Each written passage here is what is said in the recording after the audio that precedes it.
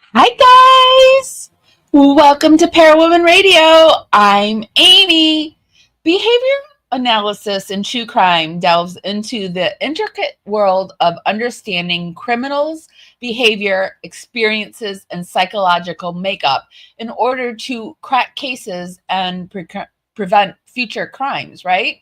So, tonight we are thrilled to have behavioral analysis Indigo on board to dissect the Watts case. Okay, so picture this. Sicily. Sorry, that was a throwback too. When I wrote that, I couldn't. I had Sophia's voice in my head. Picture this: Sicily, 2018, but really it's Fredericks, Colorado, 2018. Chris Watts stands on the summit of his porch, rocking back and forth, calling out to his family to come back to barrel rush him. What was going through his mind as he flashed a duper's delight smile? Well, we have juicy details and we have Indigo here to help us with all the juicy details and to dissect it all. So I'm going to roll some credits along with this fun ride. I have Jenn from Crafted Evidence with me. I'm going to roll some credits while we wait for the rest of the Watts Island boaters to arrive. Shout out to my replay crew and my dragonflies. I love you.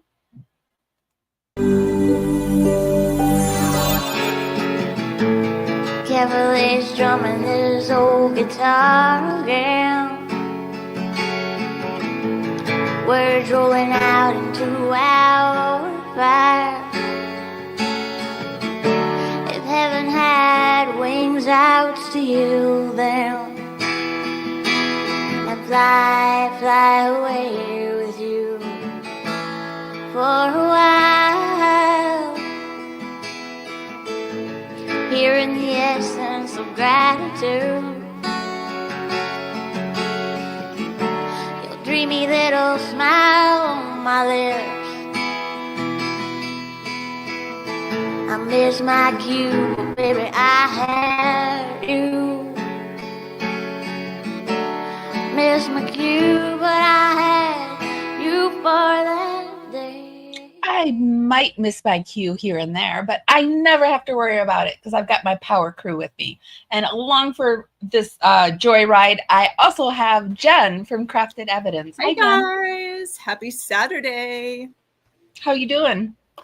I just heard some thunder outside, so it might get a little spooky. But I keep wanting to say a paranormal joyride, but it's Indigo. She's doing behavioral analysis, not paranormal. So I don't know what I keep wanting to say it though. I am feeling much better. You guys, I have to give Amy the shout out. You guys, I had the flu and I was like in bed all week, and Amy held down the fort for the show today so we could still do it. And she booked this awesome interview. So girl, thank you so much for having me still, even though I did nothing to help this week. Well, no worries, because we have each other's backs. That's what creators do for one another, that collaborate. And so Indigo is a creator that I found on YouTube. She's been covering the Gypsy Rose Blanchard case a lot with other influencers, Flawless Nina and Ivory Rose, I think is the other person. But she's doing such a great job. I thought, and I cover the Gypsy Rose case, but we also cover the Watts case. And I thought, ooh, she would be really good for the Give Watts. her a life jacket and let's push her out on the Yep. raft. Come on over. Get her on the island. The water's warm, so let's bring her up. Okay, so we have Indigo. Indigo has 2 degrees in behavioral analysis, and she says she is going for more. Welcome to Parawomenradio and Crafted Evidence, Indigo. Hi, Indigo. Hey, thank you for having me. I'm excited to be on tonight on Parawomenradio, so thank you. Oh, I was really happy checking out to have your you. website. Super, super impressed with your work. Thank you so much. So I know that a lot of our audience is a Gypsy Rose fan. Have you ever covered the Watts case? I haven't, and I'm going to be honest, it's a lot to really get through just because of how emotional it can be. It's a very tough case because children are involved, and that's really difficult for me, especially. I have 2 kids of my own, and for that reason, I've tried to avoid it a bit, but I've seen things here and there. Okay. Yeah, it can get really negative. Amy and I talk about this a lot. Like sometimes you need to take a break, from this case because it gets emotional, for you even to just talk about it sometimes. Yes, absolutely. But I'm excited to be here, and I feel tonight, I can be strong about that, and I'm just ready to analyze and speak with both of you. There is so much to the case that I had to really whittle down the clips that we were going to look at. So I haven't included any of the children. So I don't think you'll have to worry. I mean, worry is such a light thing to say, but I mean, we won't be looking at the kids tonight. Although I am hoping you will come back and do more because there is so much evidence, video evidence out there to watch of Chris Watts and Nicole Kessinger and Shanann Watts and the girls and the family. I mean, there's just so much. And I've always thought to myself, man, I wish I could read body language. So I'm really excited. Is this your full-time job, like your career, or was this just something you're interested in? Well, it started off as a necessity, and then it became something I do more out of passion for it, more out of just already having the knowledge. And then I expanded that knowledge, and this is sort of what it became. But this isn't my full-time job. I actually am the founder of a nonprofit organization. I provide resources such as small grants to families who are affected by rare birth defect congenital diaphragmatic hernia. So that's more what I do full time. I homeschool my kids, so things like You're that. busy. Yes, that's my website. That's the website. And so we provide small grants and resources for these families, funeral expenses, travel expenses, and that's more of what I do full time than this, but I do have a passion for this. I also wanted to note that for some reason I was able to cover other cases that did also involve children, but I think it's because it didn't go to not as into detail as this case sometimes does with what took place with the child. And just for some reason, this has been emotional in the past, but I am, I suppose, more capable now. And it might even have more to do with my nonprofit organization because I do deal a lot with children passing away, and that's a struggle. Luckily, that doesn't happen too often, but that's always difficult. And so I think dealing with that more, dealing with parents who have been through that more and more has really toughened me up a bit. Yeah, I think we would love to have you back even to talk about that in relation to, like, I can't imagine, Amy and I were talking about this the other day, like, you lose your daughter, but then you also lose your 2 grandchildren at the same time. Like, Three of them. How, do they cope? I'm sure that's like for a whole nother, episode, but, we think about that all the time when we cover this case. Absolutely. I speak to a lot of grieving families who, I mean, they've lost their daughter. I'm not saying just because that, like, to minimize it, but they've lost their one child to lose 2 grandchildren and your daughter. That, just horrific doesn't really describe it. And a son-in-law. I mean, as much as what he did is horrible, I think before, remember, they loved him very much. It's like he died. Yeah. It's very true. It's very true. And it's not only that. I mean, and I don't want to like compare apples to oranges either, but like the Watts had other grandchildren, but these were the only grandkids that they had. I mean, it took out all of their family. It's got to be rough on the Rucheks. And it's always different, like when it's your biological kids, because I feel like when it's your daughter's kids, like they're coming over more, they're doing things because it's like that connection versus like an in-laws. But I don't know, like the whole dynamic of the family, it seems like they were all pretty close, but yes, they got in arguments and clearly disagreements a lot, but just so many weird dynamics in this case to try to cover too.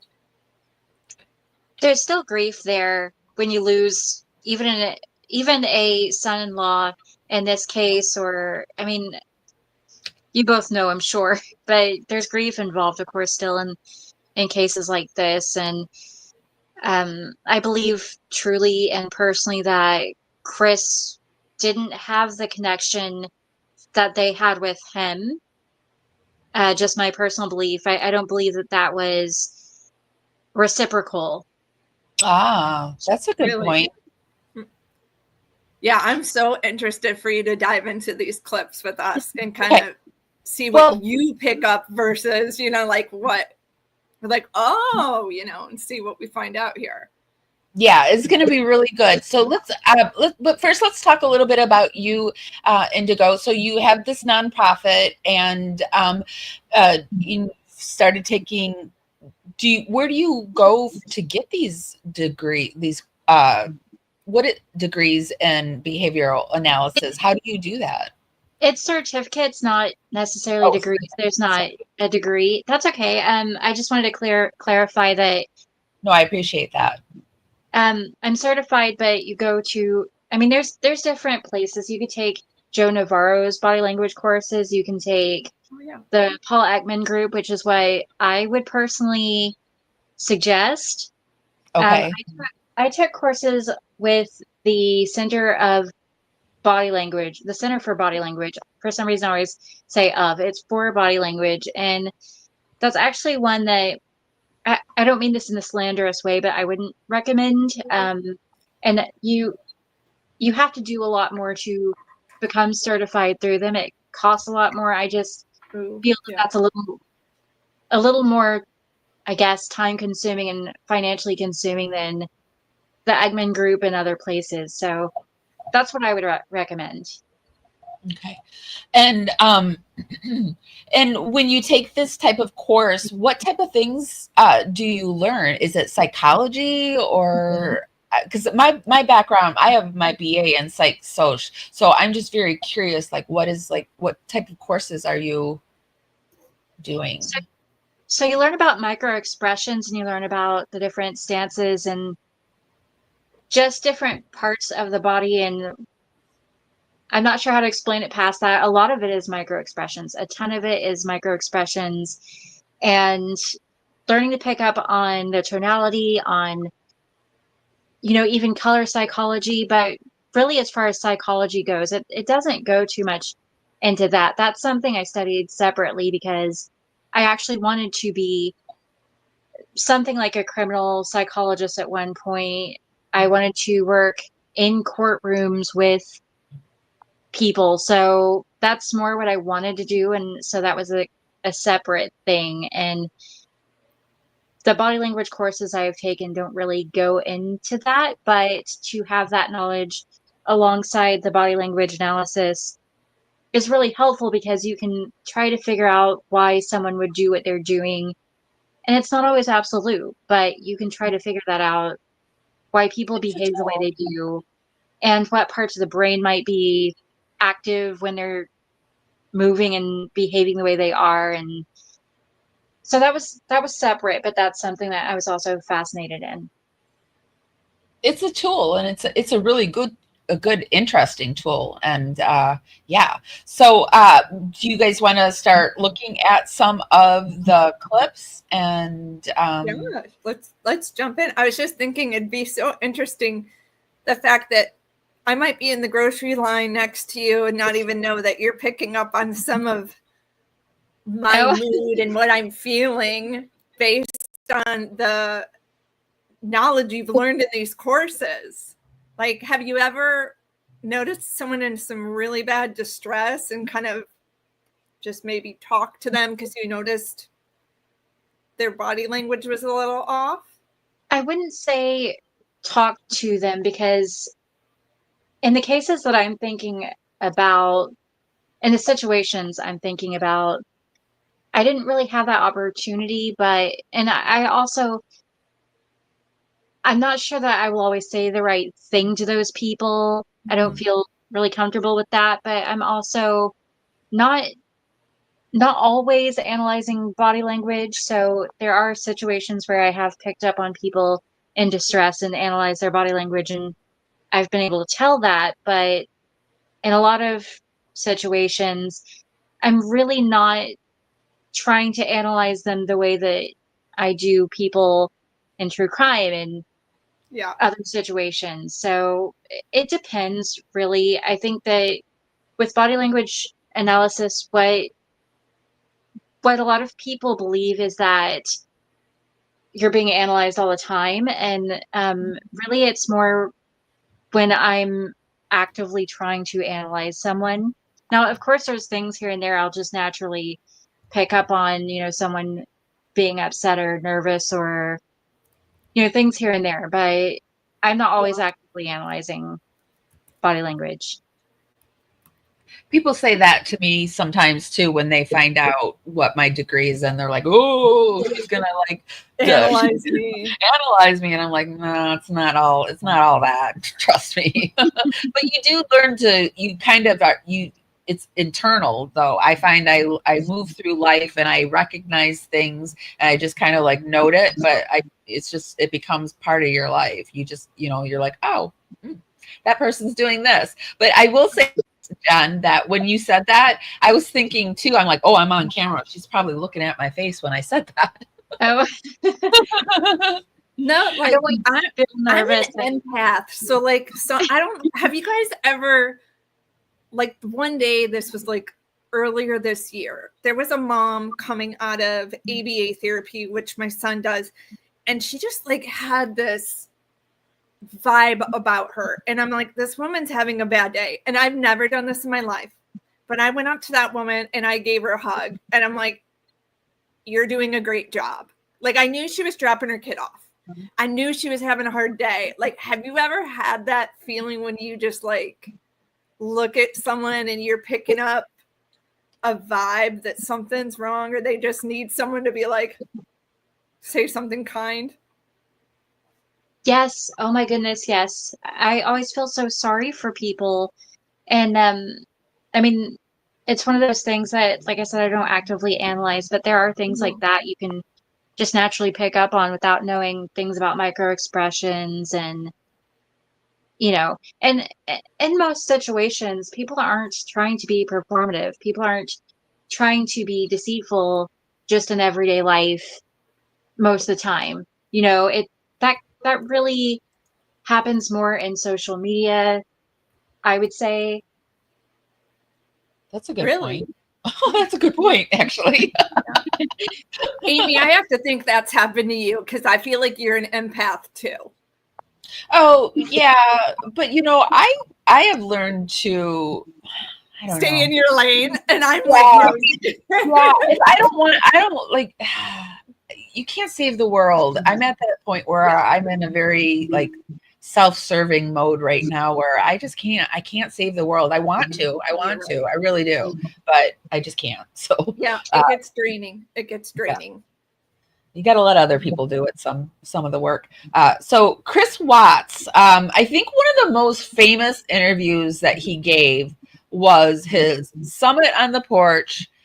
So on August 18th, his family went missing. And then the next day, this was August 19th, he's standing on a porch in a t-shirt that his wife bought him, begging for his family to come home and barrel rush him. And I think a lot of people, when they talk about the Watts case, this is the interview that they knew that something was amiss. This was it. So this is like an easy one, Indigo, I'm sure. But I thought we would start with this one. Okay, yeah, I've actually never seen this one personally. Oh, you have? Really? Okay. Oh, okay. Yeah, I've avoided so much of the case. Okay, there's two of them. He did two of them. I've got them both for tonight. I've got this interview, and then I also want you to look at Nicole Kessinger's walk down the aisle at the funeral. Okay. I need her to walk.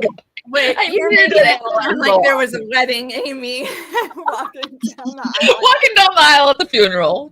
I mean, she's walking down the aisle. There's no weddings in this story. There's all Watch, now it's funerals. gonna blow up on social media that Nicole Kessinger Yeah. got married. Yeah, I know. Or they'll say something about me for saying it.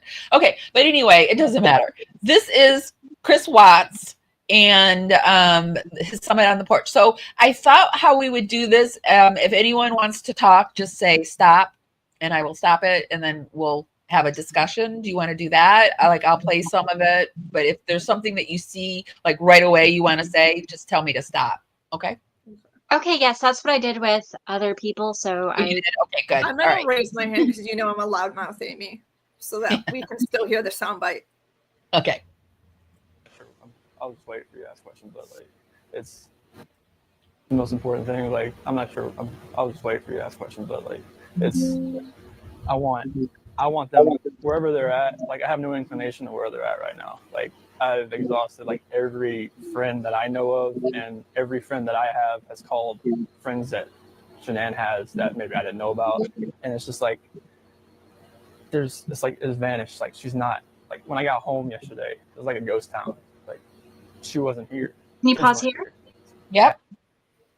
So the first few things I want to point out here are that there's no drooping of features. There's no exhaustion. The lower palpable fissures under his eyes there are not drooping. There's no indication that he's in any distress about this. No grief. There's no glabellar furrowing inwards. There's no indication that he has any grief around this, which is just a huge sign that he's guilty of something. But there was some eye blocking there when he says wherever. He says the word wherever and his eyes close. It's very subtle, but there's some eye blocking there when he has no blink rate. That veers from what's considered his baseline in this video. So already right off the bat, there's something there. Now, of course, we know he is guilty, but just those things I wanted to point out right off the bat. Just those things alone, like, just jumped right out at you. Right. If we didn't know already what had taken place, then that would be pretty alarming and could indicate guilt just right off the bat. If we didn't already know that he was, then that's something I would look for. Let me ask you a question. A lot of people say when people are lying, they look up to the left or to the right. Is that a myth, or is there some logic to this? There's no scientific study proving either. Now, I have taken courses where that's actually been taught, where eye accessing could be up to the left or right, but when it's more emotional, it would be down. And in regards to the past and the future, you would look to your left for the past and your right to the future. And I believe to an extent that could be true, but there is no scientific evidence proving that wrong or right. With eye accessing, it just gives you more time to think about what you're going to say. It's recalling information. And I think it depends, but I don't believe that that is an indicator, especially not on its own, of deception. I have heard that looking up and indicates past, future, or something like that. Does anyone else do this? Like, when to test it, you're like, you try to think of a thought and then you like look where you're looking. Yeah. See, I look up a lot, and I think that's because sometimes I lose my train of thought with the brain fog, but it's more like I'm looking up at, like for the thoughts to, pop in my head or something. And I'm like, it's not that I'm deceiving. It's just like, I'm thinking, I don't know. Well, context matters. Yeah. Context matters a ton, of course. If it's something that, like, as factual and simple as your name, for instance, obviously, now that's so simplistic there, but just something factual and that you shouldn't have to recall and think about, that might indicate, along with other clusters of behavior, something else is going on that you might be deceptive there. So usually that itself is just, like you said, thinking, wondering, you're trying to remember what you were going to say or what you're going to say, things like that. Yeah. Something I noticed with Chris's eye contact with this journalist. So Indigo, I was a journalist here in Atlanta for a while. So I've done a million of these types of interviews. And I am really shocked how Chris has locked eyes with this guy. Like, he is desperate to be in charge of this interview. And typically people aren't like that. So it's almost like he is trying his best to convince this guy that he's being honest. Yes, exactly. So that's what I was talking about with lack of blink rate and why it's so strange when he basically blinks. There's eye blocking there, which is closing your eyes for a bit of time longer than a quick blink around the word whenever. It was interesting there because he doesn't have that blink rate and he is, as you say, locking eyes. There's no indications of stress there. And this is more typical with a psychopath, with someone who has antisocial personality disorder. And it's also very controlling, trying to come across as believable, open, honest. Look, I'm making eye contact. I'm not looking away. My eyes aren't shifting away from you. Therefore, I'm honest. And so that I'm is not nervous. Yeah. Right. Wow. Definitely. Before we go on, I just realized I forgot to say that we're coming to you today on Facebook, YouTube, and Twitch. Hi, everyone. Be sure to give us a thumbs up.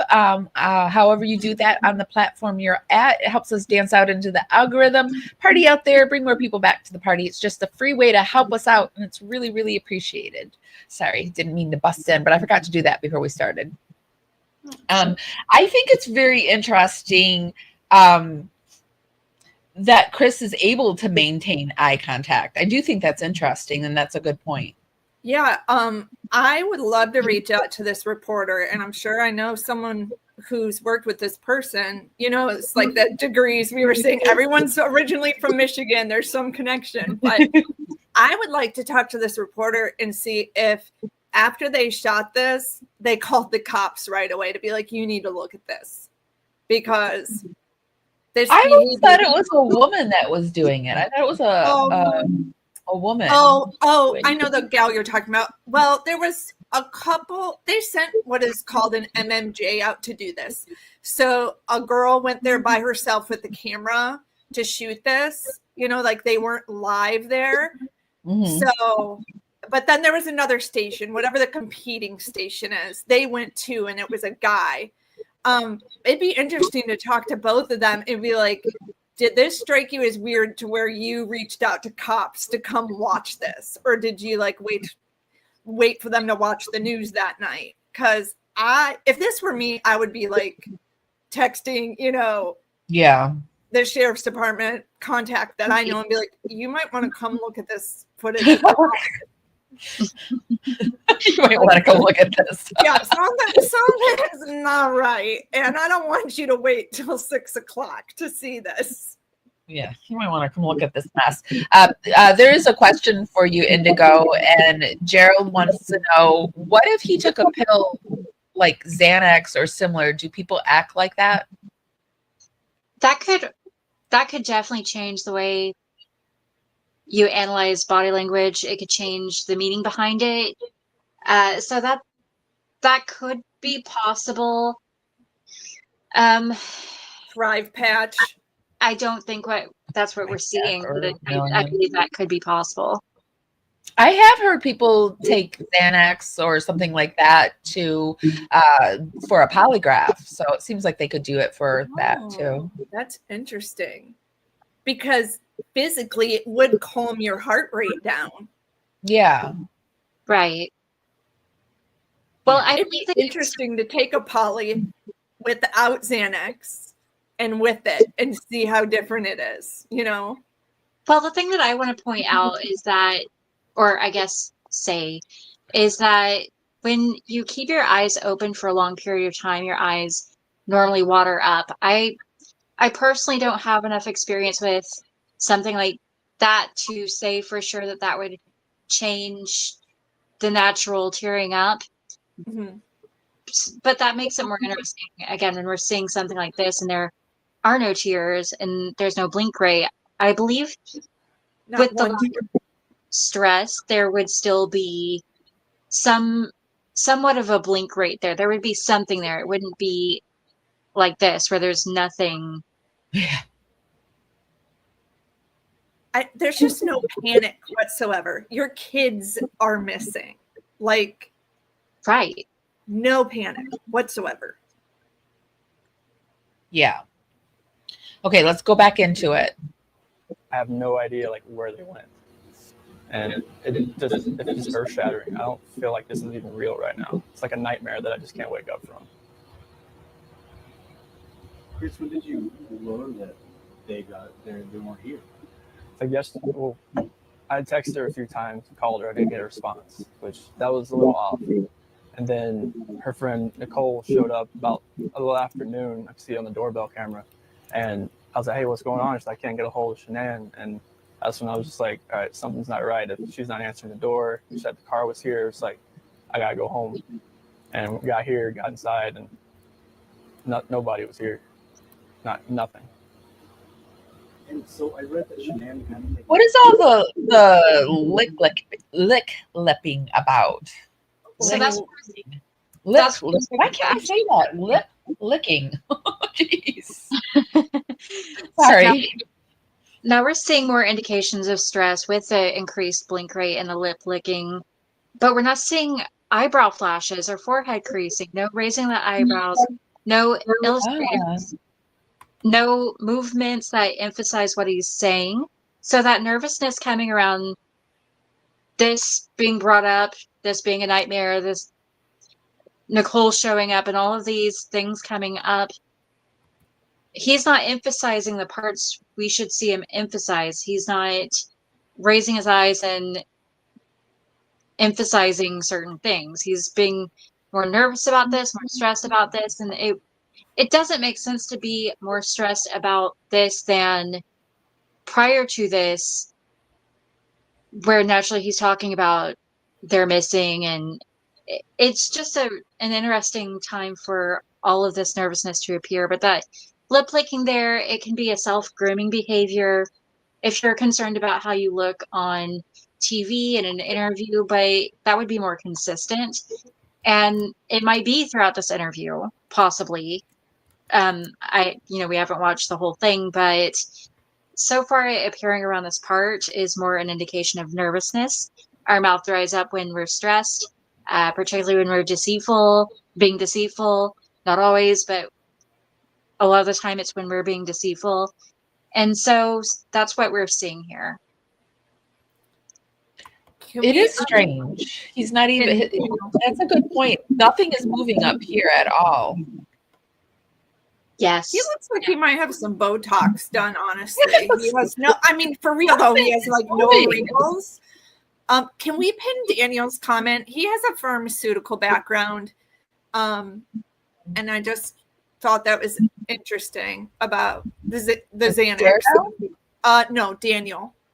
Oh, Daniel I don't see. Oh, this one? I can't. Yeah, I couldn't figure out why I can't pin.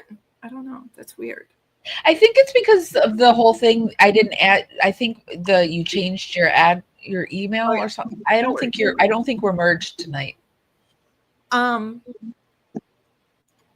heard the theory of the lip licking as washing lies away. Have you guys ever heard that kind of analogy? I personally have never heard that. I just know that is an indication of stress or it's self-grooming, but self-grooming would come with a lot of other things, pushing hair back and just other behaviors that indicate he's more concerned with how he looks than what's taking place. And that in itself would be strange when he's discussing his wife and daughter's missing. And what's going on. That would still be strange, but I don't believe that that's what we're seeing here. It's nervousness, it's anxiety. That with the increased blink rate as he goes from locked in to blinking tells me that he's more nervous than anything else. That's interesting. Gerald's 2 cents asks, he says he has no memory of the porch interviews. Is he lying or was he in some sort of psychosis? There are no indications of psychosis that I'm personally seeing. Yeah, he doesn't look like he's in any kind of psychosis to me. I wouldn't say he was. But, I don't ever diagnose people, so I don't want to weigh in on that either. I don't want to say what Chris is or isn't. Dry mouth is definitely a sign of high emotional stress, Daniel says.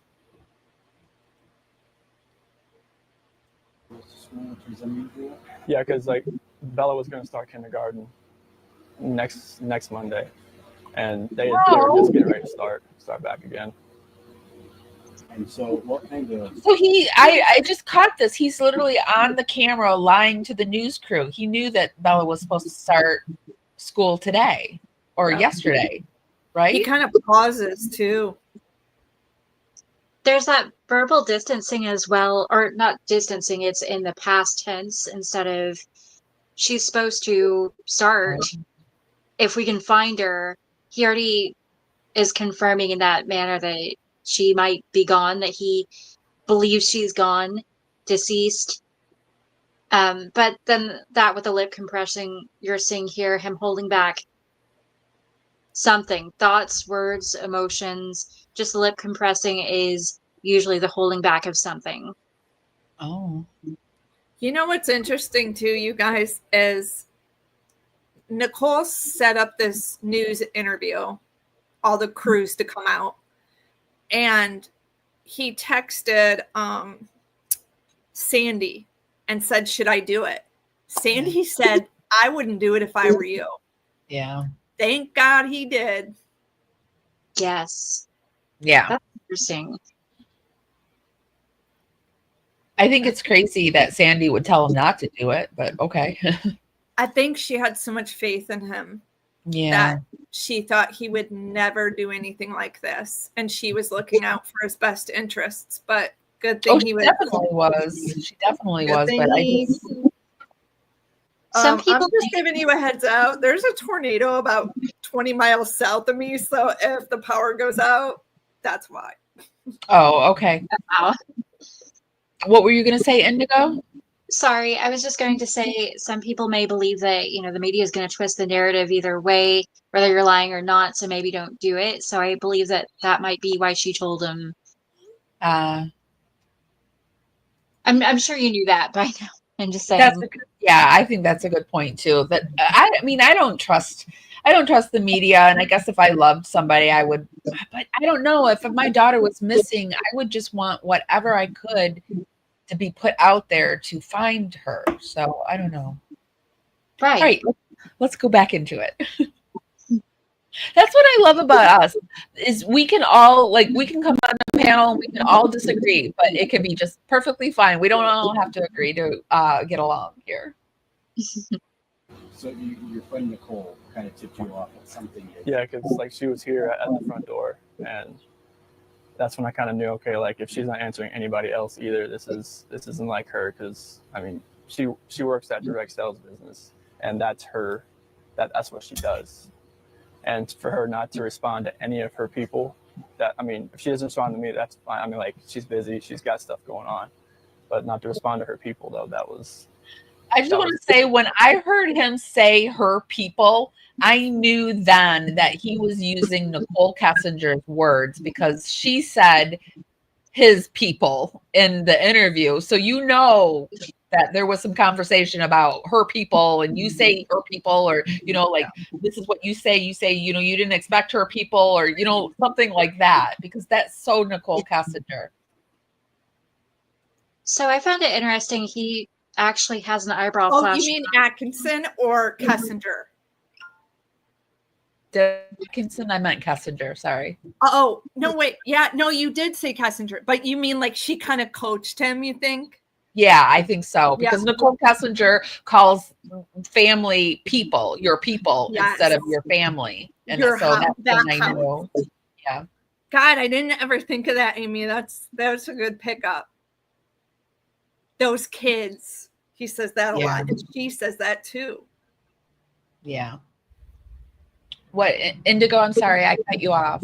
No, that's okay. I was just going to say that there's that eyebrow flash all of a sudden around anyone else. She didn't answer anyone else, so that was pretty interesting there to see. And then he has some illustrators, just emphatic movements in relation to what he's saying that emphasize what he's saying around this part where he didn't have that in other instances. So that's something else to pay attention to here. Okay, I'm going to take it back just a little bit because I want to look at that. Okay. Busy. She's got stuff going on, but not to respond to her people though. That was not like her.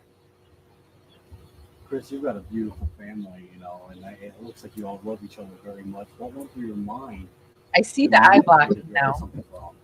Like I was trying to get home as fast as I can. I was blowing through stoplights. I was blowing through everything, just trying to get home as fast as I can because none of this made sense. Like if she wasn't here, like where did she go? Like once I got here, it was like, all right, who can I call? Who do I know that she could be with right now? If she went to a friend's house, where could she be staying? And we went through everybody. I mean, You stop here real quick. everything in my contact list. And Yes. So sorry. Just he does have those illustrators, but there is absolutely that duper's delight that pops up there. Just this positive tonality written all across his face as he says, "I was speeding home," and then that with the rapid eye blinking. All of this tells me that that's not what actually took place. And of course, we know that by now, but that's very much what I'm seeing. He was looking for a dumpster to get rid of his clothes and throw away their stuffed animal. Right. It wasn't the situation that he's saying it was, where he was rushing home to do anything other than that, to figure out what's actually going on.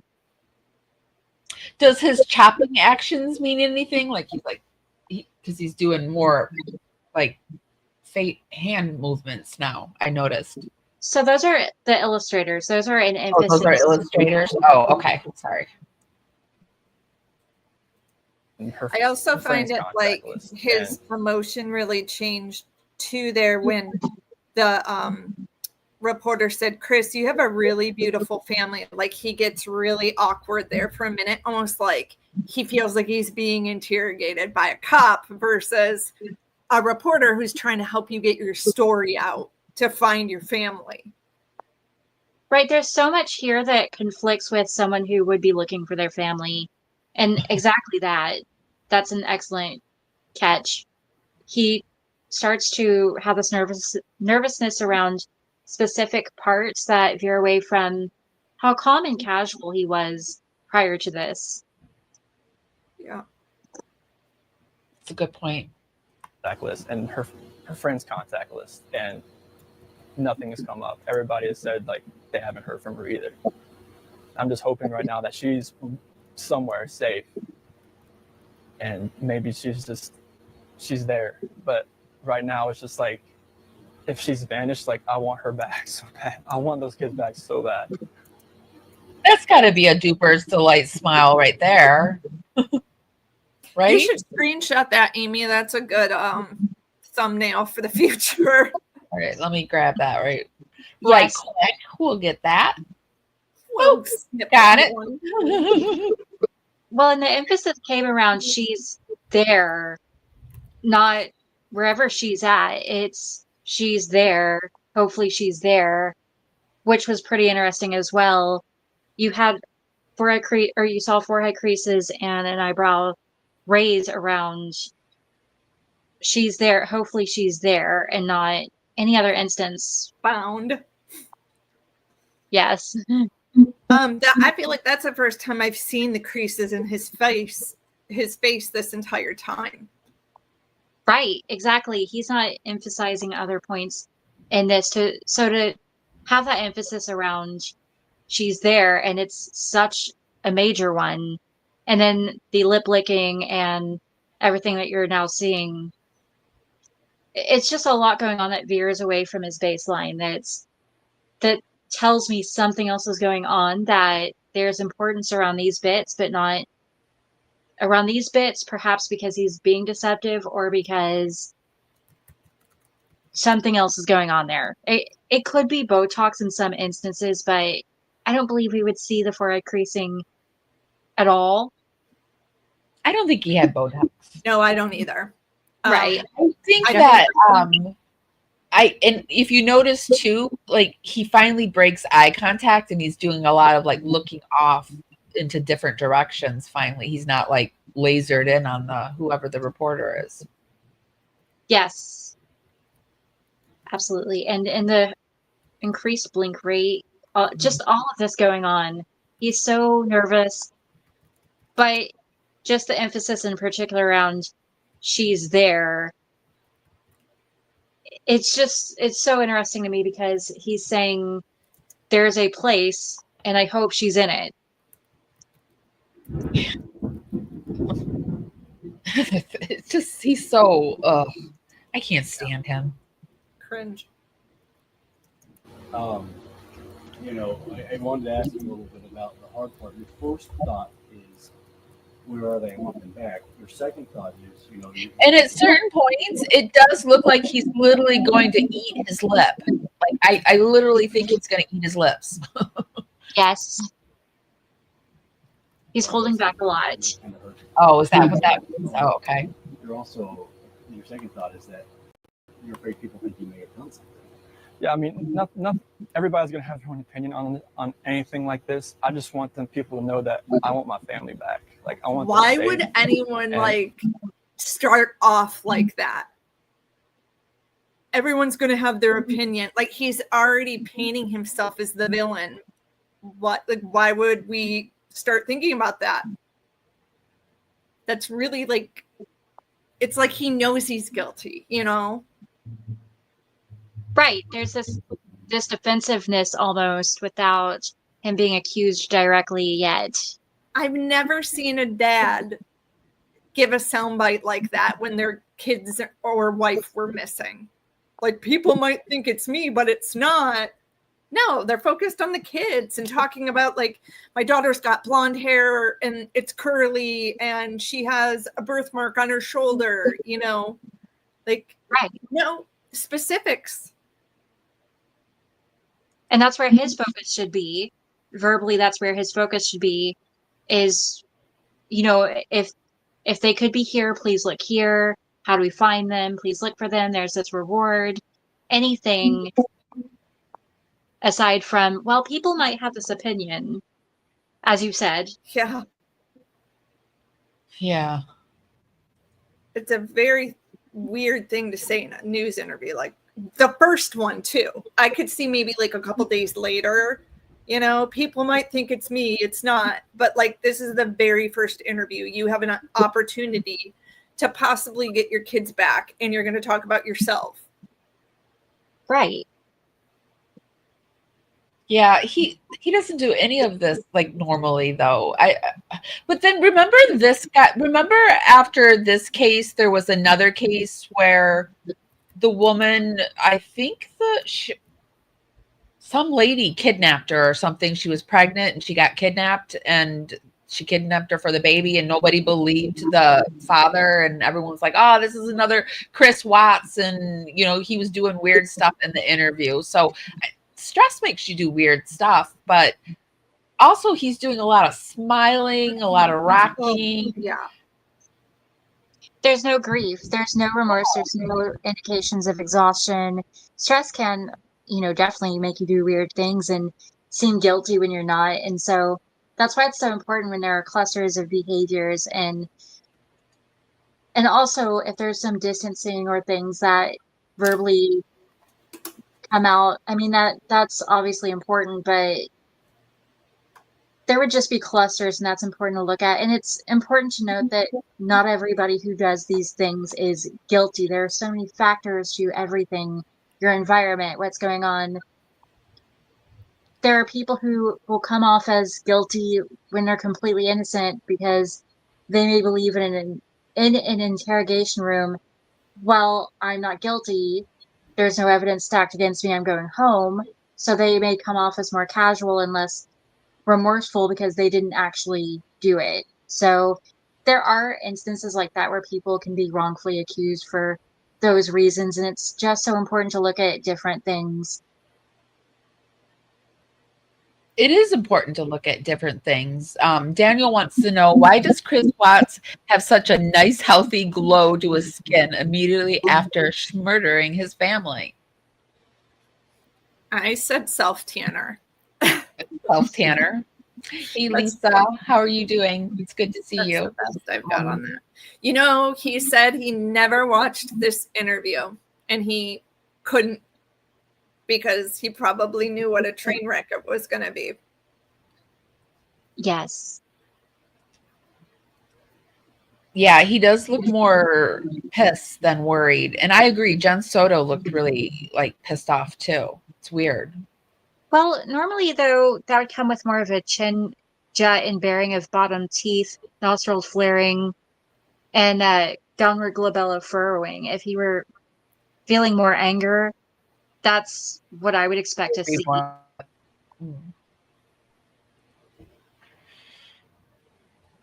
I want them here. Like, this house is not the same.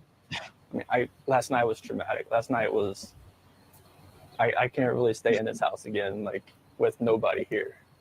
And last night I wanted that knock on the door. I wanted to see this kid just running, just barrel rush me and just give me a hug and knock me on the ground. But that didn't happen. Who are you gonna stay with tonight? Probably my friend. What does it mean when he just ate his lips? Does that mean he really didn't mean that he wanted that didn't happen? Because that didn't happen, and then he ate his lip. It could. I mean, I believe that he's recalling what's taken place in the past where they would do this, but of course we know that he wasn't expecting them to. But that biting the bottom lip and that to that extent is, I believe someone else stated it before, is controlling the emotions, holding back, controlling, because he does have Duper's light in some instances, and it does seem like he is trying not to laugh or trying not to show anything other than him just being neutral and saying what's taking place. But again, with the lack of remorse, the lack of sadness and grief, no glabella furrowing anywhere in this, no emphasis where it should be, tells us something different. So that just that bottom lip biting is him holding back and controlling what he's showing, or thinking he's controlling the emotions that he's expressing. Indigo, I did a voice analysis on this interview with a private investigator, and in that soundbite that we just heard, it showed that he was being deceptive when he said, last night was terrible. It showed he is not feeling what's coming out of his mouth, and those evaluations are pretty spot on. So it's really interesting that we can take the science of analyzing his voice, and then you take the science of the body language too and put it together. And we all know, like you said, that the ending of this, he really didn't want them to come home. He didn't want them to be found. And it's crazy to watch this, in the aftermath and see that all of this kind of aligns with scientific evidence. Absolutely. And it's interesting. I didn't know that you did the analysis of his words and everything. I would actually be interested in seeing that. Oh yeah, I'll send it to you. Thank you. Do you do any type of voice analysis, Indigo? I don't. I've picked up on things here and there, but I wouldn't say that I'm an expert in any capacity with statement, anything like that. There are things that I know people would typically say in past tense if they're guilty, and I've seen that more when analyzing the body language of someone who's guilty, but I just don't consider myself an expert in that sort of thing. Kunga Zopa says lots of tiny head shakes left and right, negation while he is speaking. His unconscious is causing us to see the truth via his body. Is his unconscious causing us to see the truth via his body movements? So the brain refuses to lie. That's very possible. That is what we're seeing. If it were a little wider, then those head shakes would be more an emphasis to his words, and that would just confirm what he's saying more than confirm that he might be deceptive here. So that's a good point, because yes, the brain refuses to lie. It's very difficult to lie, and that very much could be what we're seeing. Nick and Amanda, just, I mean, if something develops in the next hours or so, like, I'm hoping that somebody sees something or somebody knows something and comes forward. What's the hardest part of all of this for you? Not knowing, like, if they're safe or if they're in trouble. Like, there's just I'm gonna get caught. that variable. Like, I'm not sure. I mean, I can't do anything right now from where I'm at.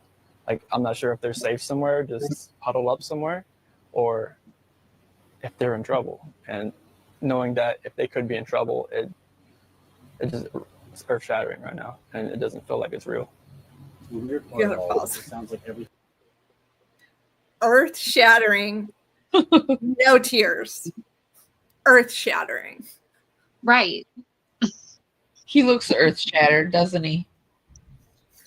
There's so much control in his body language, and there are the things that leak out, the micro expressions, the Duper's delight, the very subtle head shakes. There are things like that come out, but he's trying to control so much in this, that with the especially the lip compressions, just holding back things and trying to make sure that how he's viewed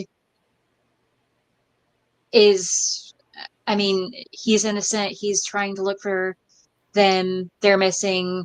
He did everything. But there's these people he's contacted, but there's all these lip compressions, all these things that he's very much trying to control. And I think that's what we see too with his arms crossed there. I believe his arms are crossed. I can't fully see, yes, but I believe, and that could be casual. When he starts off that way, it could be a casual stance. It really could be, but with the controlled everything else, the lip compressions and the instances where he's nervous, that even seems to be a bit of control possibly there. Him gripping on to make sure that he doesn't do anything that may seem unusual to anyone. You know, something I was just thinking. You know that 111-minute phone call, Amy? Mm-hmm. What if, like, they were planning a whole, like, scripted speech because they thought they would do a statement or talk to the media? Like, what if him and Nicole prepared all of this? Like, you know, kind of the chat was saying, like, some of these words that he used, like, it almost seems calculated. Like, I never thought, did she help him prep for this interview until you said something. Well, what were they talking about all that time the night before that nobody can remember for 100 and some odd minutes? Like, I think I would remember every word somebody said to me if his family was missing and I spoke to him for that long. I might even record it. They were probably doing a pre-interview. Like, she was like, okay, I'll be the reporter now. I'm going to ask you these questions. And then she maybe even was like, no, don't say that. Say this instead. Never crossed my mind until today. Well, and just how willing this interview is. Normally when people are guilty of this sort of thing, what I've seen a lot of the time, especially, is someone who emotionally blocks. If they're caught off guard, it's not an interview they want to do. If it's something they want to speed by, there's going to be some emotional blocking, some loud, distracting wails that are performative, that aren't really around the situation, something that keeps the interviewer from asking questions or receiving answers. We would see something like that, not every time, but a lot of the time, or something would come up that would keep them from being able to answer. They would have one foot headed away from the interviewer, something that indicates this isn't something they want to do. So he seems very willing, and that could be because they rehearsed this.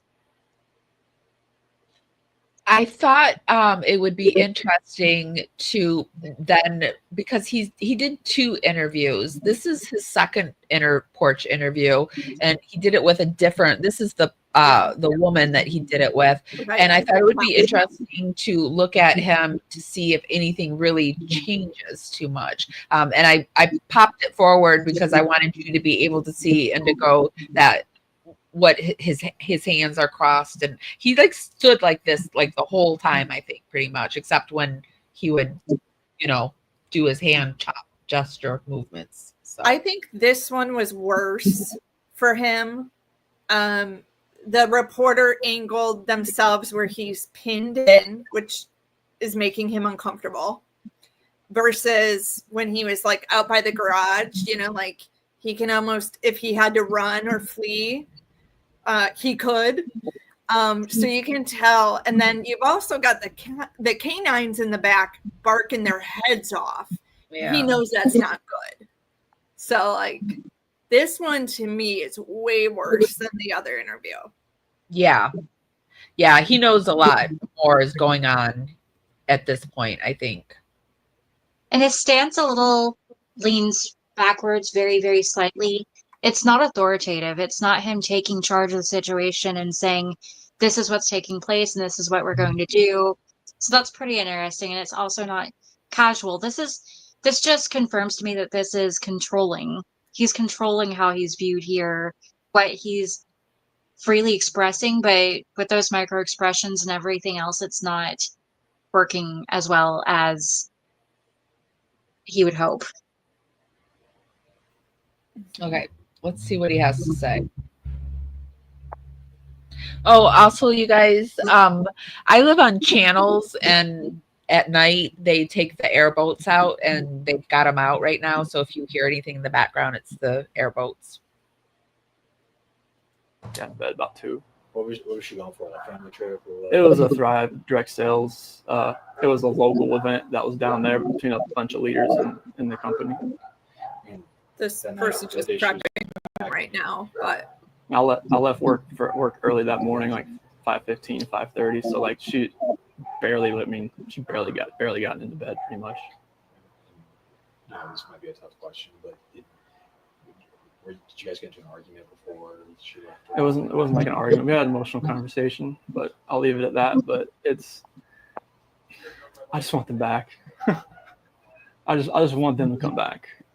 And if they're not safe right now, that's what's tearing me apart. Is it like Duper's Delight Supreme when you laugh, smile, and chuckle? No, so that was nervous laughter.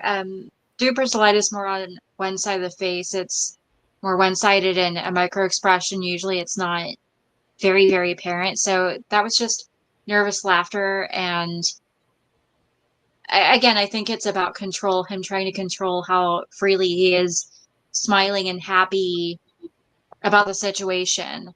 We're not seeing a drooping of features. We're not seeing negative tonality, any grief, exhaustion, remorse. Even with the lower palpebral fissures, it's difficult to see from this distance in particular, but earlier especially, there's no drooping of those fissures. There's nothing that indicates that he feels any sadness or grief around this. And of course, with that chuckle, that just seems him, again, more controlling what's coming out. He seems very happy, honestly, very positive about what took place. Like completely fine. Doesn't he seem completely fine? Right, exactly. Because if they are safe, they're coming back. But if they're not, this has got to stop. Like somebody has to come forward. You spoke to her family. She's kind of stuff. Yeah, they've been in constant contact, like every hour. I mean, everybody back in North Carolina and the East Coast. I mean, from Maine to Florida. What is her parents saying to you? Like, They're just like if they need to get on a flight, just let them know, because I mean they feel helpless right now because they're on the opposite side of the country. I mean, Colorado is, I mean, you can't just drive around and look. I mean, it's just like you wouldn't really know what you're looking for. That's what the cops pretty much told me. That first day I was like, I want to get out and drive around. They said, you wouldn't know what to look for. Last couple of questions. What is law enforcement? What have the police or the sheriffs or your neighbors? Is anybody? What's police saying to you? Right now, this is what they're doing right now is canine in the sense. I think this is the biggest thing. This is the biggest thing they've done so far, because yesterday the Federal Police Department did all the searching of the house and try to gather whatever information they could, and with the detectives, officers, and sergeants. And today it's, I mean, obviously with all the activity that's around, it's there's a lot going on around here, and I really hope that all of this can lead to something positive. You can see really up close here where he got hurt somehow there. Yeah. There's scratches. Did one of you say deposit? I thought you did. Yes, sorry, No. I wasn't sure what you heard me. Okay. It's interesting when he says all this going on, and then he points behind himself at, you know, whereas all of these other illustrators have been asymmetrical, one-handed, and that's not natural for us to do. That's not casual in any capacity. There's certainly some nervousness around this, of course, with the increased blink rate, especially when prior to this we had seen him, as you said before, locked in, just staring down the interviewer.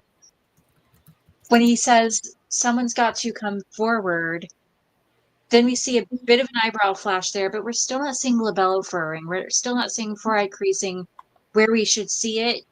An emphasis to if they're safe, no emphasis on the word safe, and that being priority to him in any way. I just think one of the dumbest parts is when he's like, this has got to stop. I know, it's so ridiculous. Like, it all needs to end right now. Whatever, Chris. Okay, so I thought it would be fun to move on and take a look at the funeral and Nicole Kessinger. I grabbed the footage from Jen and I did is it you and I that did this, or was it? no, I don't think we did it. We did a live talking about her, but we didn't show the video. Oh, I'm sorry. This was me. I did it myself.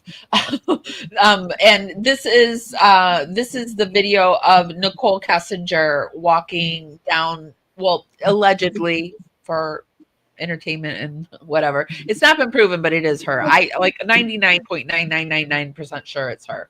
So this is supposedly Nicole Kessinger at a recent funeral. And I'm just very curious what you think about once she notices the camera and what she's trying to accomplish here, Indigo. Okay. Let me turn down that. So I went to that timestamp where you're supposed to be able to hear her, you know, and I couldn't hear it. Could you hear it? Oops.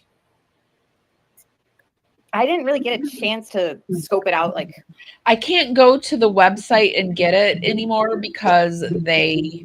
Oh, I'm sure they took it down. Yeah. Yeah, they took it right down. So I am taking it from another person's site and they're talking while it's playing. Let me mute it actually. So you can see right here. Let me see.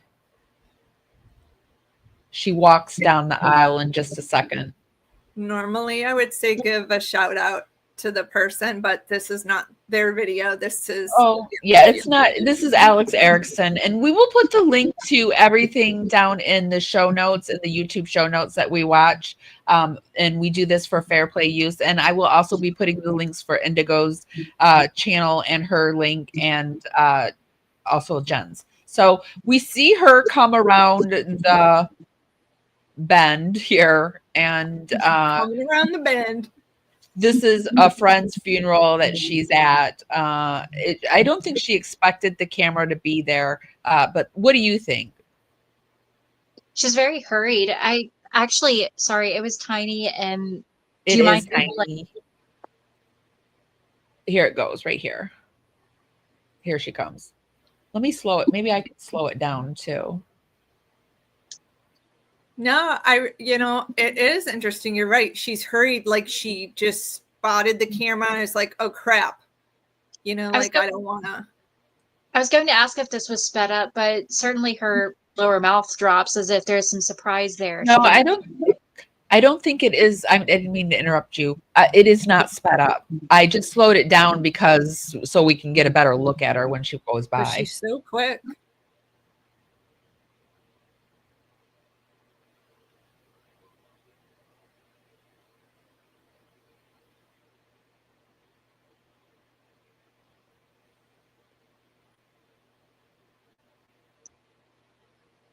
So it's difficult to tell what her, how her eyes are there, but of course her mouth does drop. She does seem a little bit surprised, and then quickly she closed her mouth. So yeah, that does seem as if she did not expect.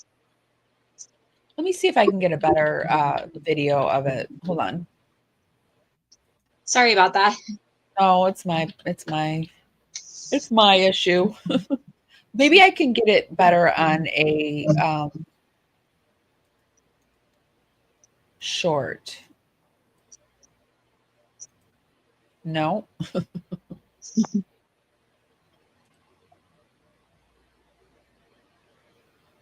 Let me see. No. Maybe this. Well, she just is moving really fast. So, but here is a short of her happening. You kind of see her look at someone. So it seems like there's some mouth shifting there, some dislike and discomfort there, of course. You see the side of her mouth. I was just going to say that. It looked like her mouth shifted, and then you said it. I was like, I spoke too soon. Yeah. Yeah, definitely some discomfort there. She almost seems to me like she's like feeling awkward and she needs to pick out someone in the room to feel better. Like, when you have walking into like a party at a friend's house that you've never been to and you were invited by a friend, you're kind of like looking for that friend. Like I get that vibe. Yes. She's kind of like, oh shoot, I'm on camera. Was there some micro disgust there at the end, Indigo? Right here. See that? I mean, a bit. I can see that, but I'm just seeing more the shifting of her mouth entirely that direction. I'm not seeing more raising of the upper lip. She looks at something at the very end and looks disgusted to me. Right there. That quick look of the eyes. Do you see it? Yeah, I think in the bigger picture, someone was sitting there next to her. Well, not next to her, but they were sitting down. So, like, I don't know, maybe she just didn't look at him the whole time. And then all of a sudden it was that quick dart. So definitely some disagreement and dislike around something there. I hesitate to say disgust. I can absolutely see what you mean there, but there's no crinkling of the nose or anything that comes in a cluster of behaviors that would tell me certainly or not. So I can't say, but I see what you're seeing there, where there is a slight raise of the upper lip. There's just something there at the end that I think she doesn't like, but I don't, and it's probably somebody she doesn't like, but I can't really tell who. I'm sure there's a lot of people who were at this funeral who do not like her anymore. You know what I mean? That maybe knew her in life and saw the story unfold and was like, I'm not cool with you anymore. So I'm sure that it took guts for her to go to that service. I'm surprised she did. I saw that too, Jody. Do we have a second to look at the police interview of her body language a little bit? How much of that, I'm so sorry. How much, I guess how long is what I'm trying to say. Just a few seconds. If you have to go, we totally get it. Well, how about we do this? We just invite Indigo back for another time, and I want to talk about I want to show your channel again before you leave, and get you situated and make sure that everyone knows about your channel. So you do have this, you have this website, and it's CDH Stars and Angels. And is that your own child right here, or? No, that's actually one of our board members and her child. And could you re-say what you do for this nonprofit? So you're an advocate for children. So we provide small grants and resources such as travel expenses, funeral expenses, medical expenses, even medical equipment sometimes, or funds for that, meal expenses and things associated with a rare birth defect, congenital diaphragmatic hernia, which affects most children.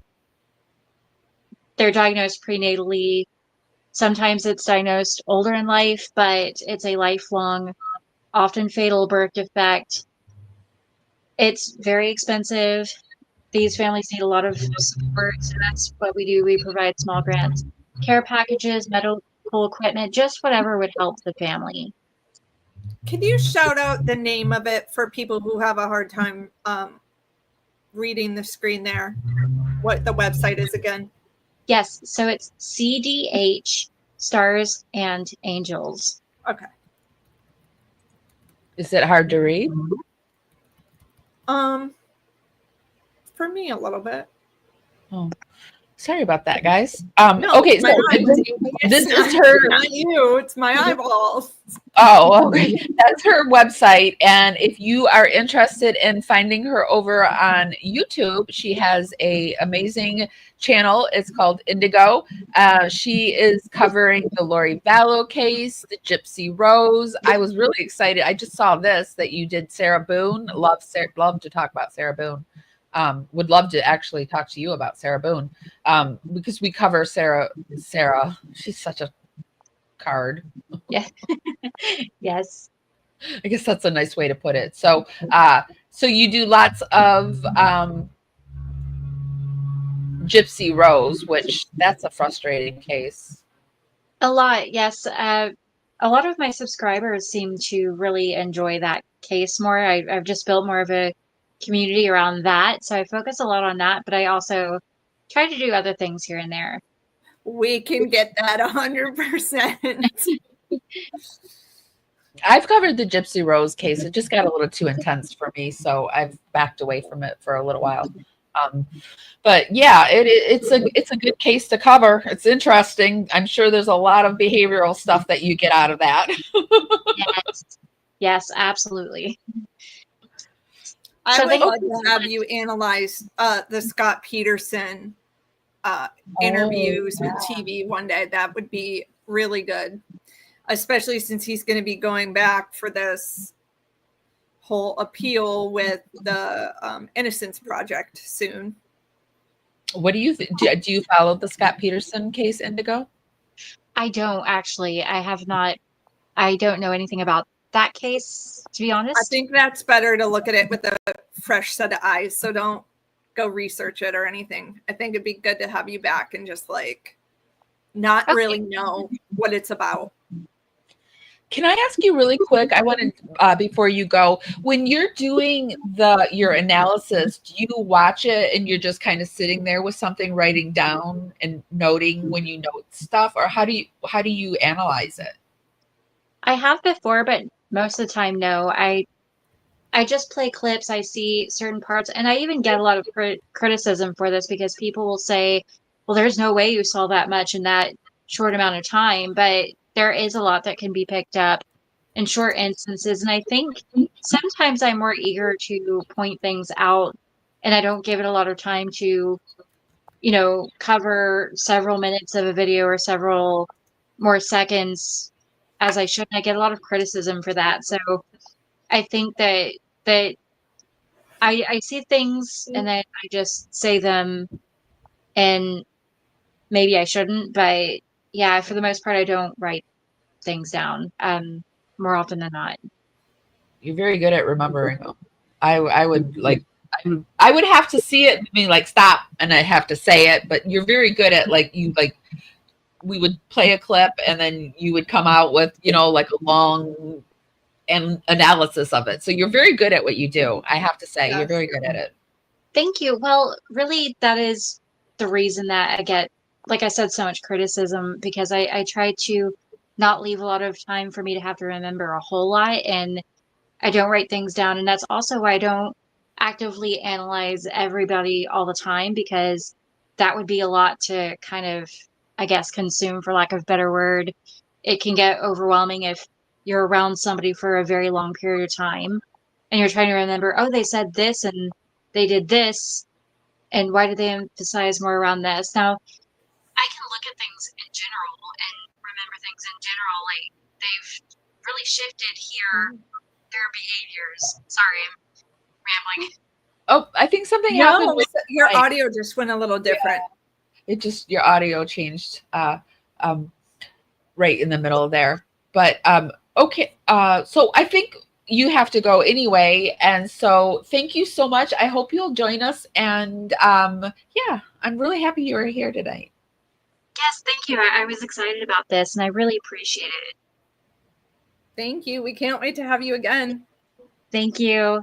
Have a great Bye. night. You too. Okay, guys, that was Indigo, and this is her channel.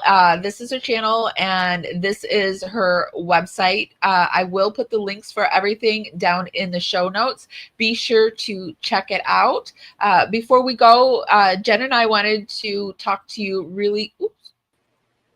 Sorry, I removed you and not the thing.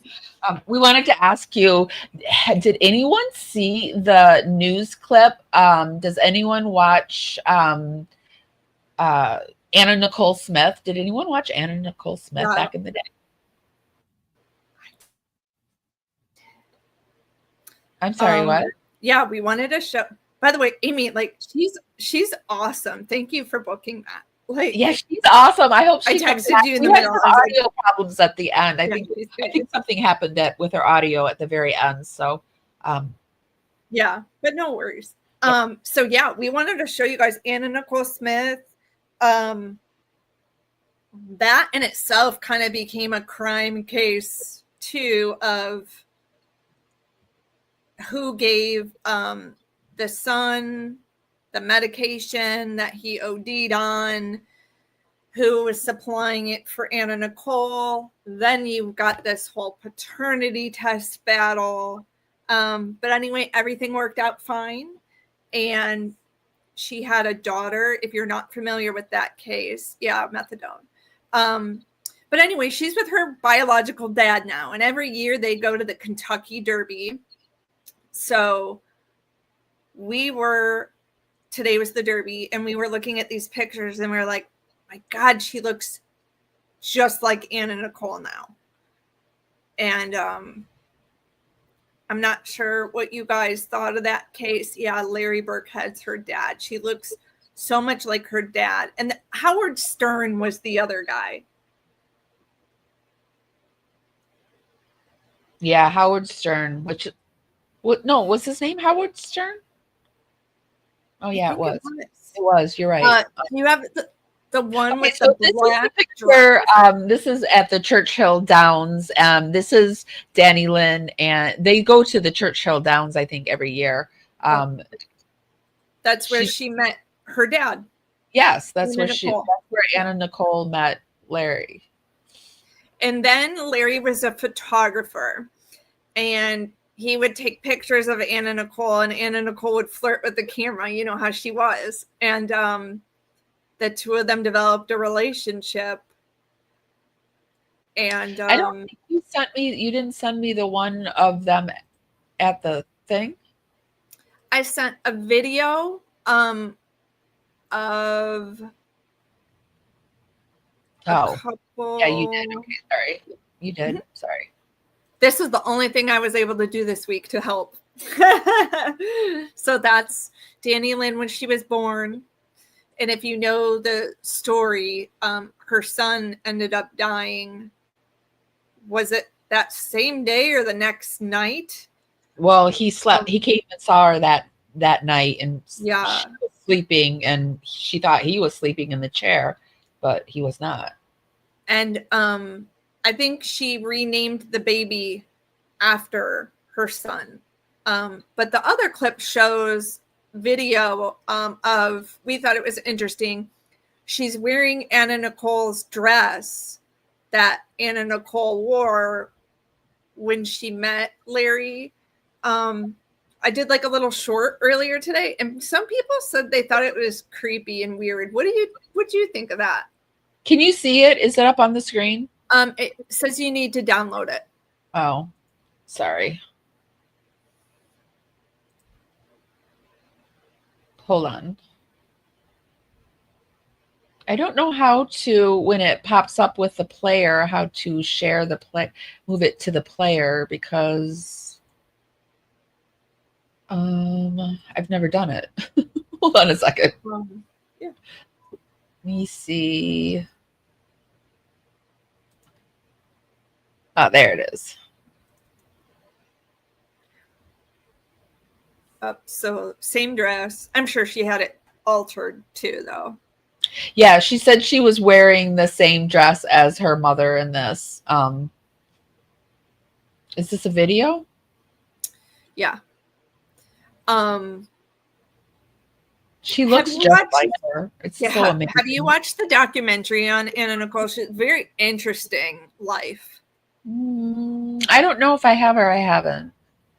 I used wanna to say it's watch- on Netflix. I watched her Lifetime or her whatever when it was on TV. Is this it? There's a video too of her at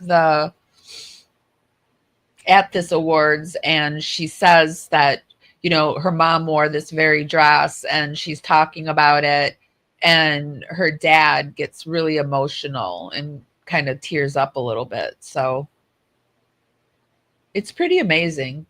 Yeah. Would you guys be interested if we decided to cover Anna Nicole Smith and Danny Lynn and that whole fiasco? Kind of where are they now? I'd be interested to do. I wonder know a what lot of people don't Stern- believe in the psychics and stuff, but I really do want us to bring like a psychic medium on and see. You know, I believe she's probably watching down on her daughter and wonder, you know, what did she think of today? Yeah. I wonder what Howard Stern is doing today. Yeah. Because what a creep. I think he had he that tried to all keep in the that- bag too. Yeah. He tried to keep that baby. He tried to keep Danny Lynn away from him. Remember they had that whole court thing? Yeah. And imagine how different her life would be, because she lives in Kentucky and lives like a fairly pretty normal life, you know. And like props to Larry for taking in a baby, you know. And I was thinking, wonder, there had to be an estate made, right? Where I'm sure Anna Nicole didn't change her will like the day the baby was born. So I wonder if Larry had to like take care of the baby financially for a while until all of that got settled as well. I feel like Larry would have done anything for Danny Lynn. Yeah. You can tell like Danny Lynn has become his life. He is like, he's a dad. And if I don't know if he's dating anyone, but it's him and Danny Lynn and whoever he allows in his life. You know, it's not like, I think the other route, he would have, the attorney guy would have had her on TV. On TV doing a bunch of junk, probably things that Anna Nicole wouldn't have wanted for her, because I think he used Anna Nicole too in that way of just moneymaker. I think Larry was really the only one, and That loved her. yeah. And I think eventually they probably would have got back together if Anna had gotten her life, if she had gotten control over whatever substance addiction she had. Yeah. I think she had an opiate addiction in the beginning because she had back pain from those implants. And then she got hooked on medication, and then the medication didn't work. So she went to harder and harder stuff. So that's really sad and unfortunate. Really sad life. Feel really bad. I was for her. thinking, imagine how much she would have loved these moments getting ready with her daughter for the Derby. She would have been like, getting their makeup done. And the fact that Danny Lynn looks just like her, she would have been like, and Danny, her son Daniel, would have been like, it's so sad. Yeah. I wonder if Danny Lynn has ever went to like a medium or anything, or if she believes in that sort of thing. I don't know. This is like the most I've seen of her. Like she pops up here and there, but he's always kept her very sheltered, which is I agree with. I don't think he should just like throw her out there. But yeah, but I have a feeling we're gonna see a lot more of her because wow, she looks just like her. I think they had like a little reality show. Were they on like Wife Swap one episode? I think it was like a celebrity wife swap. And really? And I think they did an episode with him and they swapped, with another family. And I remember him saying that she wanted to get into Hollywood, but he's going to wait till she's much older before they take that route. So I kind of remember that, but I thought it was just an interview. I thought they went on some talk show. But yeah. It's weird they did Wife Swap. Wife Swap. That's interesting. Yeah. I do remember her saying that, and he's like, we're just going to hold off on that. Yeah. I think that's a great decision, especially when he could have thrown her out there and made her a child actress, right? Oh, yeah. He could have made a lot of money with her, but he chose her well-being over all of that. Plus, I'm sure he gets something for Anna Nichols. I don't know, maybe.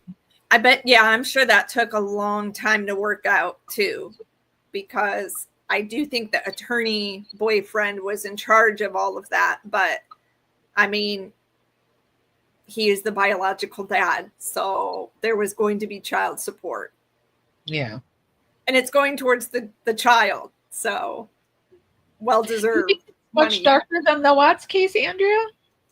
Andrea says it's much darker than Watts.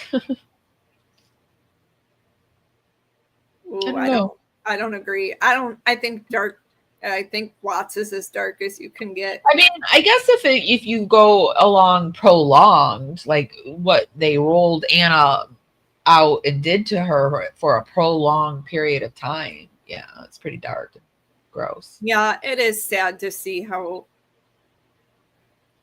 in that documentary. I'm gonna have to figure out where it's on, Amy, and send it to you. But it just kind of shows like her whole life. Like even when she was with the old dude, he wanted to give her all this money, and she's like, "I'm not marrying you until I make a name for myself."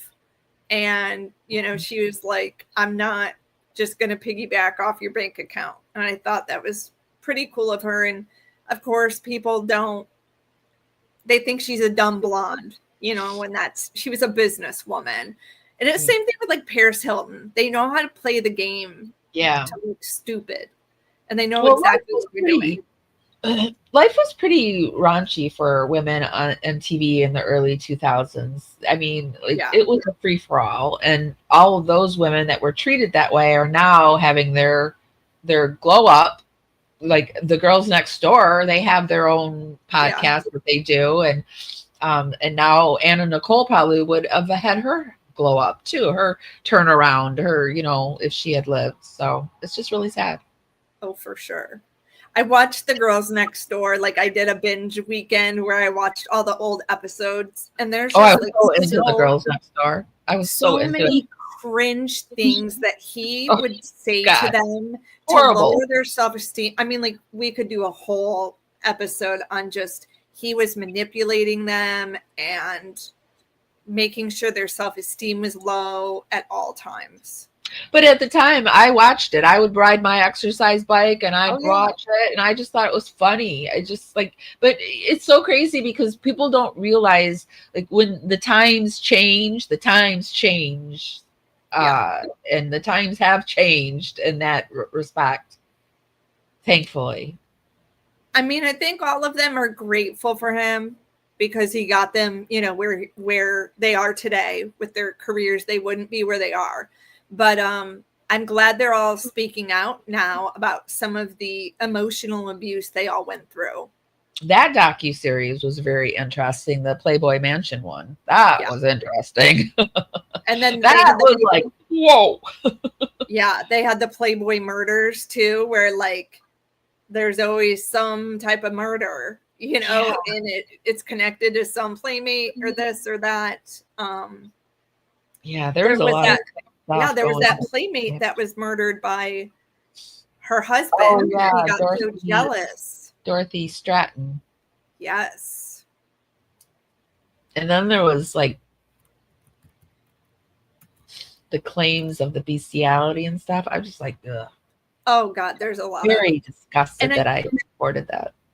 I feel bad for Cooper, the son, because he does a lot of like charity work, and he is trying to right what was wrong, you know, back in even the 70s up into the 2000s, you know, just the way women were treated. You can tell he's embarrassed by it and trying to make a right. But I follow him on Instagram and he's always doing good things. I don't know him very much, so. Hey, Cowboy RC, you missed our guest, but I'm sure you will be part of the replay crew. We've got to have you back on the show.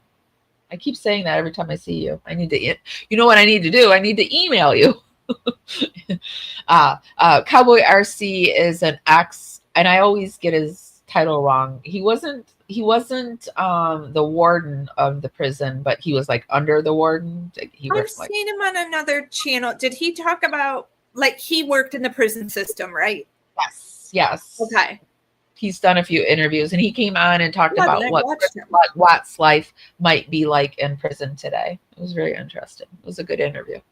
Oh, I would. Hi, Kelly. Be interested to do another one like that.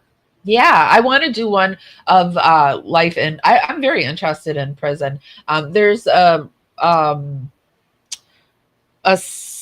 another. I always get it wrong too. I think it's On the Rec Yard, and it has Marcy Marie and Toonsy, and they're ex Texas. They were in Texas prison together, and I would love to have them on the show and bring Cowboy RC and kind of talk about like what life is like in prison. I want to subscribe to Cowboy RC. For some reason, and maybe this is correct, is he related to Kid Rock? Cowboy RC? Yeah. No, I don't. Okay. There's someone with a screen name similar to that is related to Kid Rock, and I was curious but I've been meaning to. I might already follow him, but I was wondering, He looks like he's part of ZZ Top. He could be part of ZZ Top with his beard. I don't know. There's another screen name too. Sergeant Watch Commander. That's what it was. I always get it wrong. Sergeant Watch Commander. I gotta tell you, there's a show I've been watching that's a guilty pleasure, and I'm embarrassed to admit it. What? Love After Lockup on WeTV. Have you watched it? I've watched a few episodes of it. I'm not gonna lie, you guys, it's pretty entertaining. Some of these chicks are writing like 15 prisoners, and they've got like a map on the wall, so they know, like, I call Fred on Tuesday and Kevin on Monday. And you know, Gypsy Rose was doing that. I heard she was writing hundreds of men. So, yeah, and I watched a little bit of the Lifetime last night. I'm not gonna lie. That's why I was like, I can see why people really get into this case. And it was interesting because they had a content creator on in about 2 or 3 of the episodes. So she is very well aware of her social media life. And she said something interesting. She's like, I've never been in a public place where someone has said something rude to me, but I'm the most hated woman online. And I was like, really? You've never had someone scream at you in a grocery store? Like, people don't. I don't. It's like, wow. She's never. I would have to. And I would get my shame bell out and I would ring it, shame, like in the Game of Thrones. I so want to do that. If I ever see Gypsy Rose, man, get my phone out and get that shame bell going and just walk behind her and shame. She should be ashamed of herself, in my opinion. Like, truly ashamed. Another interesting thing, they have like a whole nother language down there. Like, my husband lived down there for a short time, and they just have their own dialect and like their own lifestyle with the crabbing and all of that. Yeah.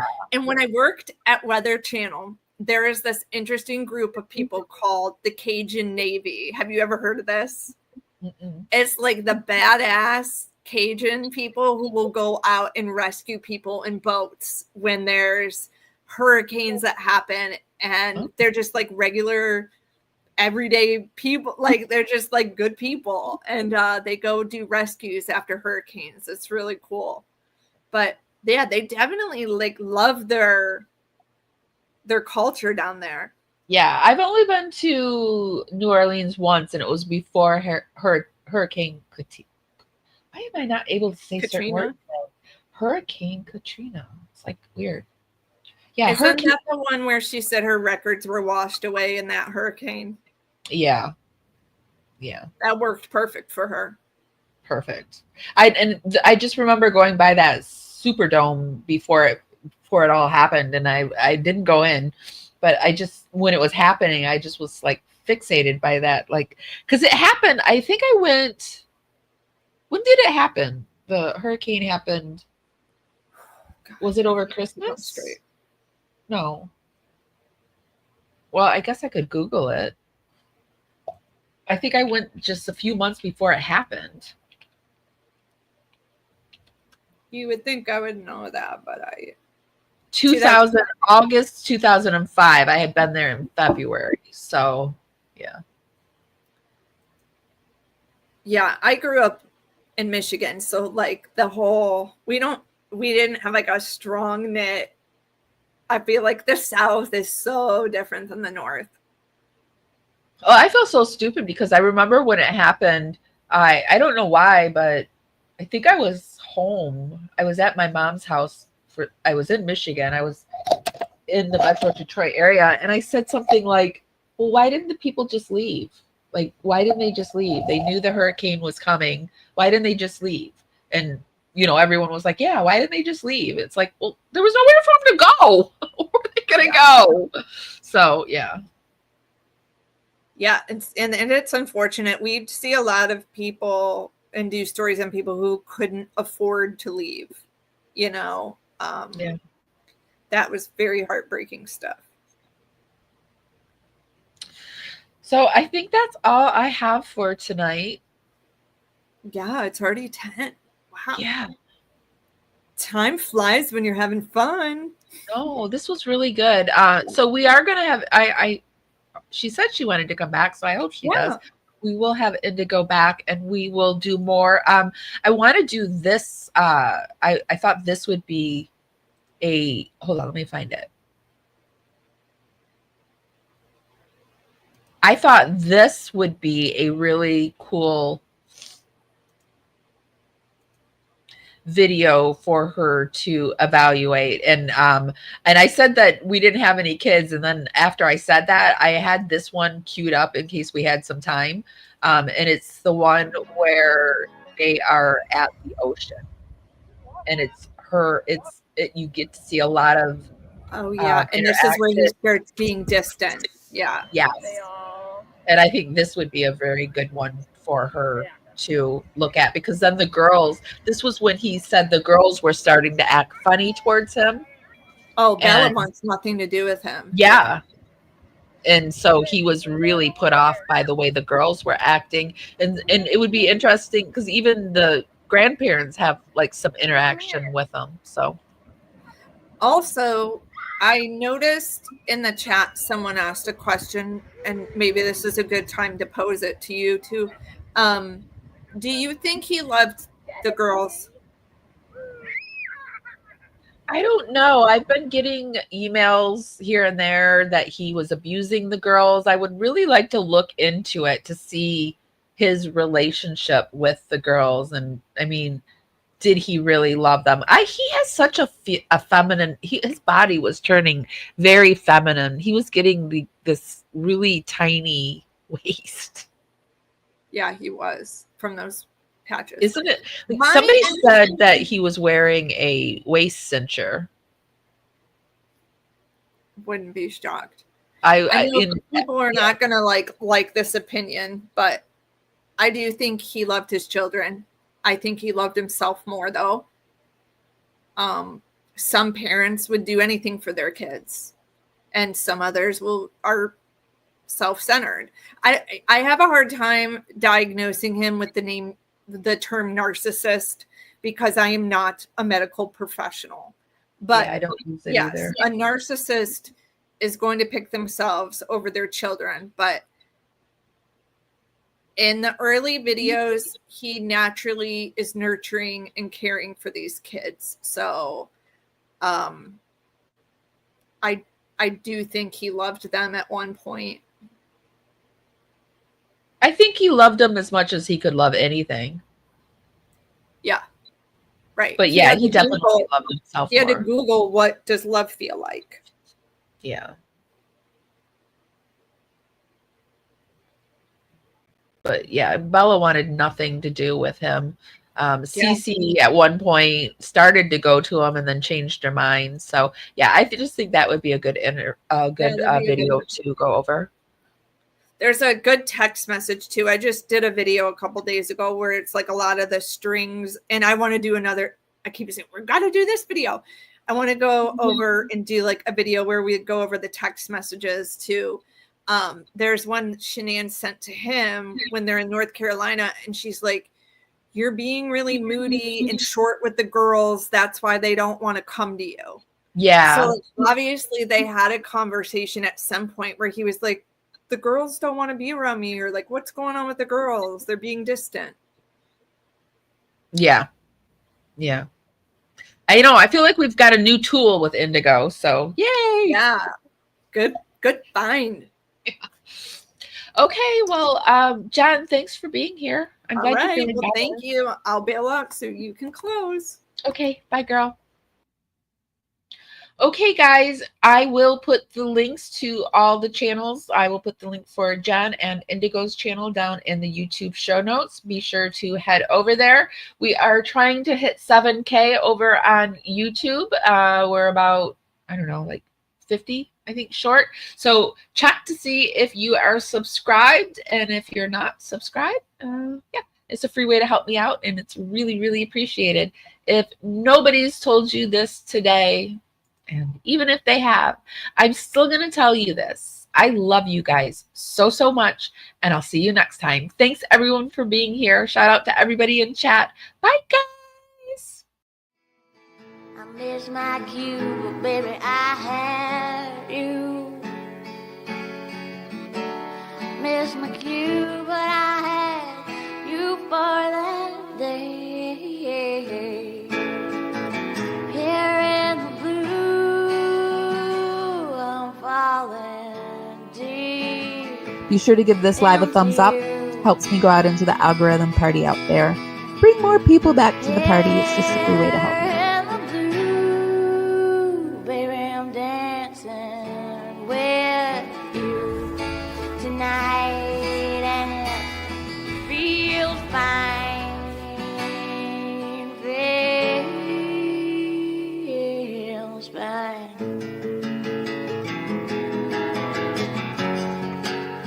Baby, I'm dancing with you.